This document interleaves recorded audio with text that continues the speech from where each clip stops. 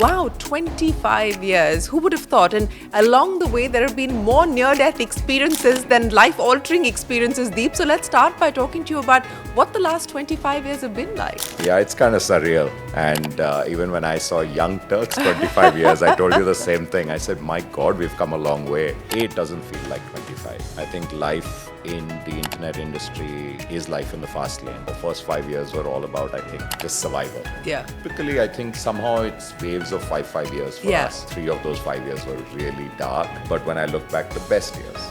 Because that's when really germ of an idea became proof of concept, became a business, started making money. And 2005 to 2010 was just this ferocious run to IPO. Yeah. And till 6 months before the IPO, we weren't even planning an IPO. It was Sanjeev Bikhchandani who was an independent on our board. Who said IPO? Who told us on a January board meeting that, guys, you are ready to IPO. And this is a man who didn't know whether the Nasdaq would in Patparganj or in Well, New this is a man who knew a lot, actually. I think for the next 6 months, he and the auditors and the lawyers, they just pitched tent in office. And in 6 months, we had IPO'd. August 2010, we IPO'd on Nasdaq, being one of the first internet companies from India to IPO. I think from 10 to probably right up to COVID, was overall a really good run. We had a huge acquisition. We acquired GoIbibo and Redbus at that time.